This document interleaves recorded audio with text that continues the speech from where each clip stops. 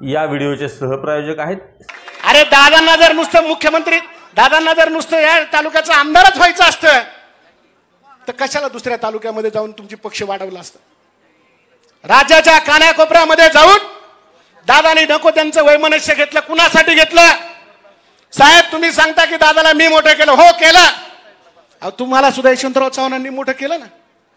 तुम्ही काय यशवंतराव चव्हाणांचं केलं? आज तुम्ही नाव सुद्धा घेत नाही. पण एक लक्षात ठेवा, दादांच्या तोंडातून चुकीचा शब्द गेला. दादा क्षमा याचना करण्यासाठी यशवंतराव चव्हाणांच्या समाधीवर गेला. साहेब या राज्यामध्ये किती घरं फोडली तुमचीच तुम्हाला माहिती नाही, पण तुम्ही कधी यशवंतराव चव्हाणांच्या समाधीवर गेला नाही. काय तुम्ही असं केलं होतं? काय दादाने वेगळं केलं होतं? चव्हाण साहेबांच्या बाबतीत ते सांगतात, आता मध्ये राजपुत्रांना एक नोटीस आली होती बा, ईडीची नोटीस आली. काय राजपुत्र आता भाषण करताय? काय नोटीस आली ईडीची? कुठेतरी पैशाचं मनी लॉन्ड्रिंग झाला आणि ईडीची नोटीस आली. आम्हाला रोज ईडीची नोटीस आहे. आम्ही नाही कधी पेपरला जात ही ईडी आली, ही ईडी आली, ही ईडी.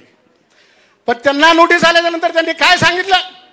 गेले आत्याच्या पाय पडले, मोठा शो केला, सगळे पत्रकार बोलवले आणि म्हणले मी आता ईडीकडे जाणार आहे.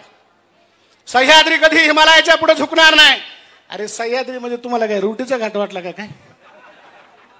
ही सह्याद्री मग यांच्या दृष्टीने रुटीचा घाट. अरे कुठं सह्याद्री, कुठं हिमालय.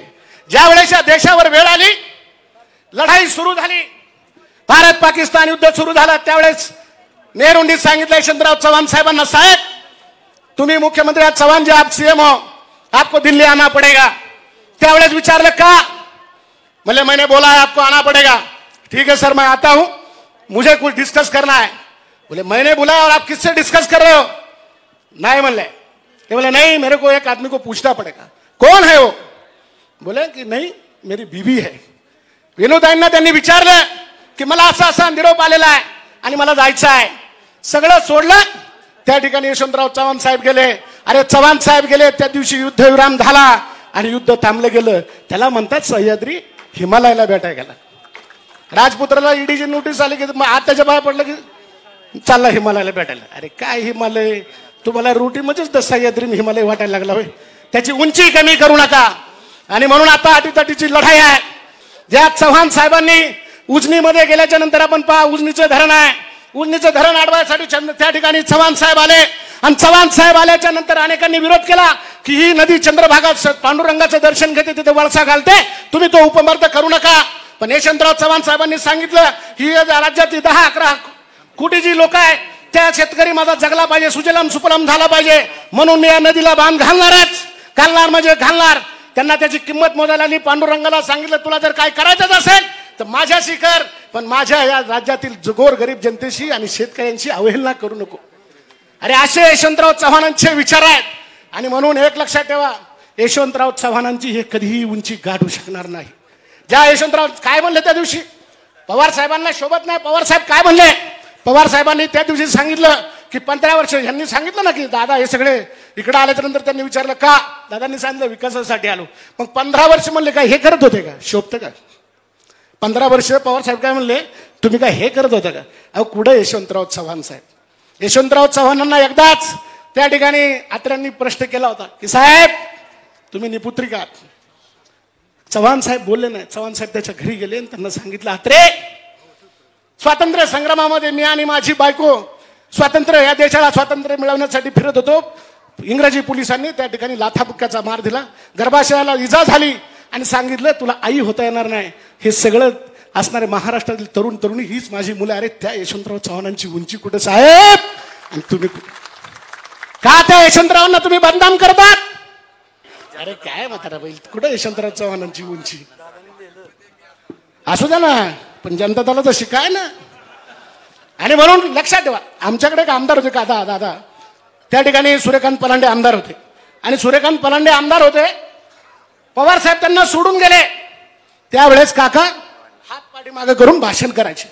दरम्यानच्या काळामध्ये त्यांच्या हातावरती थोडेसे कोडाचा प्रकार आला, ते हात बाहेर पुढे घेत होते. पवार साहेबांनी त्यांना सुद्धा सोडलं नाही. पवार साहेब म्हणले एक गडी तुमच्या तालुक्यातला हात मागे घेऊन का भाषण करायचं, आता का बाहेर पुढे ओढतोय? अरे तुम्ही सगळ्यांच्या व्यंगावर बोललात ना, तुम्ही कुणावर नाही बोलला. अरे दिलीप डमडरे आमदार होते जुन्नरचे, त्यांचा पाय तुटलेला होता.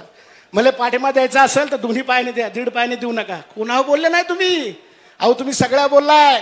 तुमच्या व्याधीवर कुणी सुद्धा बोलत नाही. तुमची किंमत ही यशवंतराव चव्हाणांची किंमत आहे, एवढं लक्षात ठेवा साहेब. तुम्हाला जरी आजार झाला तरी कुठला माणूस, महाराष्ट्राच्या माणसाने तुमची प्रार्थना केली नाही. त्याचं कारण हे यशवंतरावांची पिढी अजूनही जिवंत आहे. म्हणून साहेब कधीतरी तुम्ही मागे वळून पहा. अरे दादांना जर नुसतं मुख्यमंत्री, दादांना जर नुसतं या तालुक्याचं आमदारच व्हायचं असतं तर कशाला दुसऱ्या तालुक्यामध्ये जाऊन तुमची पक्ष वाढवला असतं? राज्याच्या कानाकोपऱ्यामध्ये जाऊन दादानी नको त्यांचं वैमनस्य घेतलं. कुणासाठी घेतलं साहेब? तुम्ही सांगता की दादाला मी मोठं केलं. हो केलं. अहो तुम्हाला सुद्धा यशवंतराव चव्हाणांनी मोठं केलं ना. तुम्ही काय यशवंतराव चव्हाणांचं केलं? आज तुम्ही नाव सुद्धा घेत नाही. पण एक लक्षात ठेवा, दादांच्या तोंडातून चुकीचा शब्द गेला.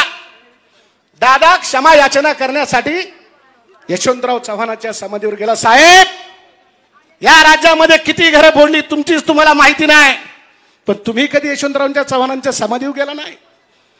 काय तुम्ही असं केलं होतं? काय दादाने वेगळं केलं होतं?